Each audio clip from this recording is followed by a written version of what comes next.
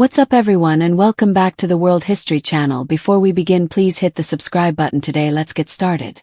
Marie Antoinette was a much different woman than history remembers. The name Marie Antoinette, the slain queen of King Louis XVI, conjures images of elaborate attire, an antagonistic monarch, and cake. In reality, the majority of what people think they know about Marie Antoinette is a mixture of fact and fiction. Marie Antoinette, the Holy Roman Emperor's daughter, traveled from Austria to France as part of a diplomatic agreement. An outsider surrounded by tumultuous events unfolding around her, Marie Antoinette was inextricably linked to the French Revolution. As a result, she represented opposition to and hatred for the French monarchy. While Marie Antoinette was not without flaws, her reputation now does little to match who she really was. Marie Antoinette never said her most infamous line, "Let them eat cake." The story goes, a greedy, selfish French queen named Marie Antoinette stood on her balcony, staring down at the poor, suffering people. When they demanded bread, she scoffed at them and said, "Let them eat cake." This is perhaps the most well-known tale associated with Marie Antoinette, the wife of Louis XVI and Queen of France in the 18th century. However, it is entirely false. The biggest piece of evidence. The phrase, "let them eat cake," had been used in writing since Marie was only 10 years old, and the idea dates back to 1660, when Marie-Therese, the queen of Louis XIV, was said to have said it. She was actually generous and sympathetic toward the lower classes of France. Another reason Marie Antoinette never said, "Let them eat cake," is because it would actually have been highly out of character for her. Marie Antoinette was actually an intelligent woman who donated generously to charitable causes and, despite her own undeniably lavish lifestyle, displayed sensitivity towards the poor population of France, despite her long-standing reputation as an opulent, spoiled girl. Her bedchamber maid described her as so happy at doing good and hated to miss any opportunity of doing so. So, although she may have been a bit insensitive by dressing as a milkmaid and tending to heavily perfumed goats, at least she genuinely did care about her people. The same could not be said for the reverse. About her, terrible lies, including incest, were told. One of the worst rumors circulated about Marie Antoinette was not only that she was an adulteress, but that she had an abusive affair with her own son, all because she tended to him while he was sick. The courts were desperate to paint Marie Antoinette as the worst possible human being by the time she was put on trial before her execution, and even the slight possibility of child abuse would do it. It was known that she had allowed her son, Louis Charles, to sleep in her bed when he was sick.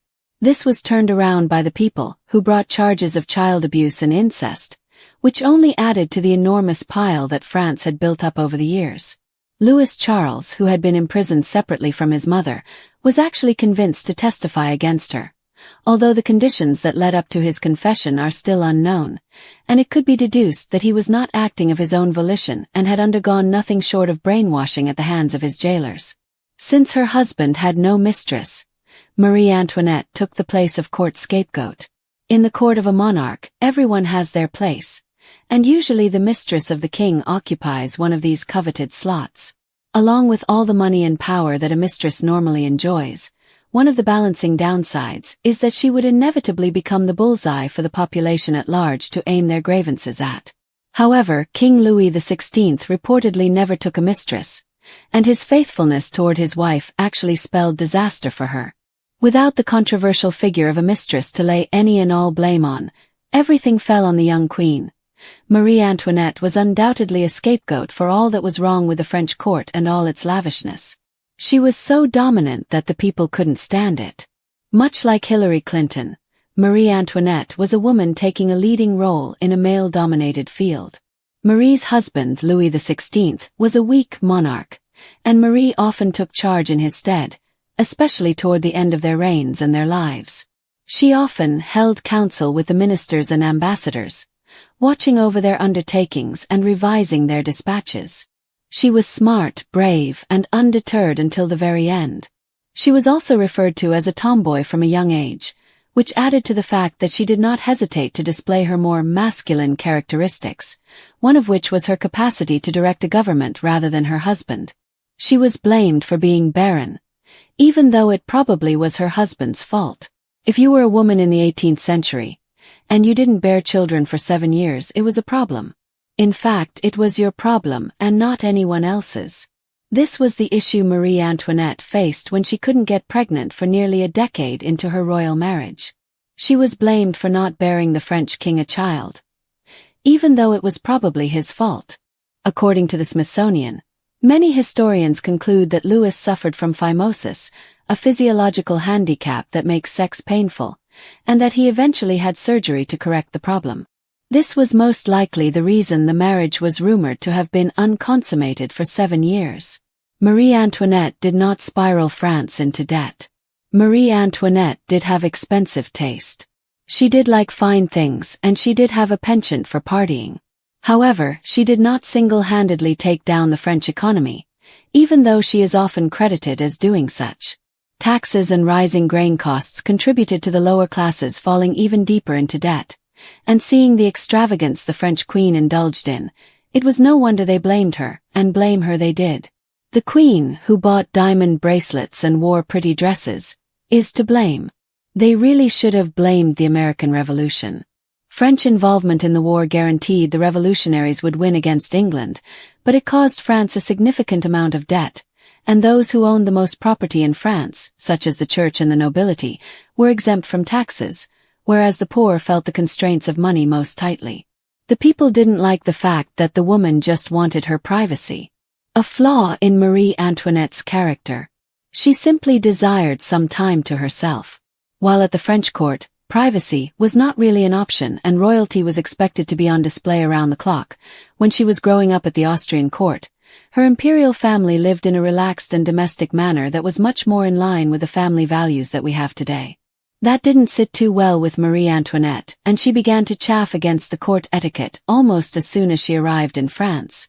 Almost immediately after being crowned king, 19-year-old Louis XVI gifted his 18-year-old bride the Petit Trianon, a pleasure house, after she requested some sort of hideaway. It would have been the perfect gift, a beautiful place for the young queen to escape to avoid the struggles of court life, to which she was still fairly new. Others at the French court, however, felt disrespected by Marie Antoinette, who restricted access to her new territory to her closest friends. These jealous courtiers concocted rumors of unsavory goings-on at Marie Antoinette's hideaway, rumors that gave way to salacious cartoons that only served to further brew the anger of the lower class. The affair of the necklace horribly tarnished her reputation, but she had nothing to do with it. The affair of the necklace was a PR disaster for Marie Antoinette, even though she literally had no part in the scandal.